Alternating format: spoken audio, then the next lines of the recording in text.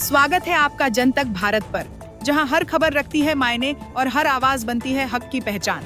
आइए जानते हैं आज की बड़ी खबरें विस्तार से। बात करते हैं वाराणसी के नक्की घाट की, जहां गंदे पानी के विवाद ने बवाल का रूप ले लिया।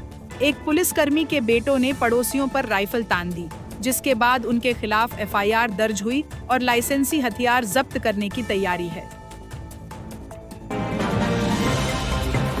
अब रुक करते हैं मुजफ्फरनगर की ओर, जहां राहुल त्यागी बनकर घूम रहा नकली पुलिसकर्मी नौशाद 20 से अधिक महिलाओं को प्रेमजाल में फंसाकर ब्लैकमेल करता रहा। 3 साल तक अश्लील वीडियो से शोषण करने के आरोप में आरोपी को गिरफ्तार किया गया है। और अब बात करते हैं प्रयागराज की, जहां भीम आर्मी समर्थकों के उपद्रव के बाद यूपी पुलिस ने जोरदार कार्रवाई की है। बाबा की पुलिस ने दिखा दिया कि कानून हाथ में लेने वालों के लिए कोई राहत नहीं है। आगे बढ़ते हैं बिहार के किशनगंज की ओर, जहां मोहर्रम जुलूस में खुलेआम आग लहराई गई, जिससे जनसुरक्षा पर गंभीर खतरा पैदा हो गया। पुलिस की चुप्पी पर अब सवाल उठ रहे हैं। वहीं दूसरी तरफ बिहार में ही एक पुलिस वाले ने ऑटो ड्राइवर को साइड न देने पर जाति सूचक टिप्पणी के साथ बेरहमी से पीट दिया। ये घटना बताती है कि समाज में जातिवाद का जहर किस हद तक घुल चुका है। अब बात करते हैं एक राजनीतिक बयान की, जिसने हलचल मचा दी है। आरजेडी के एमएलसी ने लालू यादव को भगवान शिव के बाद भगवान घोषित कर दिया। इसे लेकर सोशल मीडिया पर जबरदस्त प्रतिक्रिया देखने को मिल रही है। अब रुक करते हैं पश्चिम बंगाल की तरफ, जहां सीनियर बीजेपी नेता समीक भट्टाचार्य को नया प्रदेश अध्यक्ष बनाया गया है। उन्होंने 2014 में उपचुनाव जीतकर राज्य में पार्टी की पहली विधायक सीट हासिल की थी। वहीं आंध्र प्रदेश सरकार ने एक बड़ी घोषणा करते हुए बताया कि 12वीं कक्षा तक के सभी छात्रों को 13,000 रुपए की शिक्षा सहायता दी जाएगी।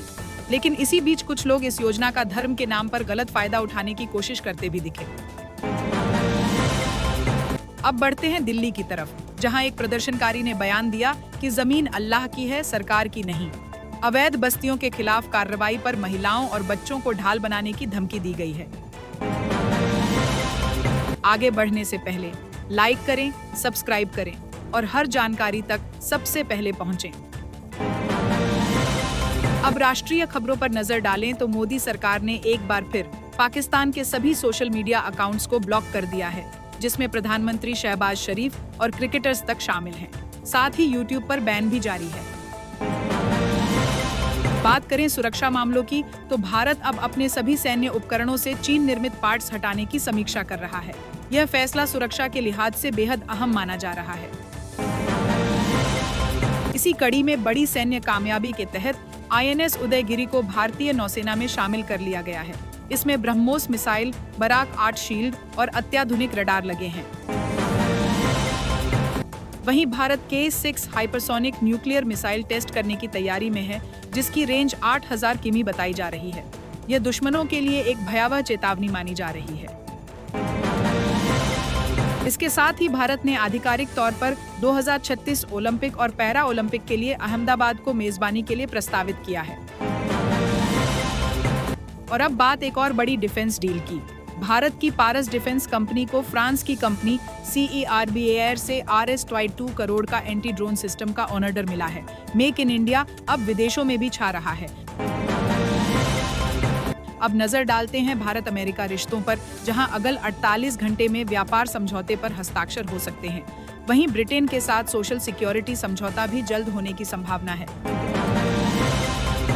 इसी क्रम में घाना ने भारत के रक्षा उपकरणों और ट्रेनिंग में रुचि दिखाई है। यह दिखाता है कि भारत अब वैश्विक रक्षा बाजार में मजबूती से उभर रहा है। अब बात करें एक विवादास्पद बयान की। एक कांग्रेस नेता ने सिक्किम को भारत का पड़ोसी देश कह दिया। पड़ोसी देशों के साथ हमने जो है संबंध बर्बाद कर दिए कि सिक्किम भी आंख दिखा रहा है, बांग्लादेश भी आंख दिखा रहा है, नेपाल भी आंख दिखा रहा है, उसकी अब अंतर्राष्ट्रीय खबरों की ओर बढ़ते हैं। डेनमार्क सरकार ने बुर्का नकाब पर पहले से लगे बैन को अब स्कूलों और यूनिवर्सिटियों तक बढ़ा दिया है। प्रधानमंत्री मेटे फ्रेडरिक्सन ने 2 टूक कहा कि जो डेनमार्क की संस्कृति नहीं अपनाते वे देश छोड़ सकते हैं। वहीं अफगानिस्तान की लिबरेशन फ्रंट ने पाकिस्तान के खिलाफ खुली चेतावनी दी है कि पहलगाम का बदला अब लिया जाएगा। ISI समर्थित आतंकियों को खत्म करने की धमकी दी गई है। और अंत में बात करें भारत के रक्षा अनुसंधान संगठन DRDO की, जिसने 30 किलोवाट लेजर हथियार प्रणाली को ट्रायल के लिए तैयार कर लिया है। यह भारत की रक्षा क्षमताओं में एक और क्रांतिकारी कदम साबित होगा। तो ये थी आज की बड़ी खबर, सिर्फ जन तक भारत पर, जहां हर सच पहुंचे जन तक।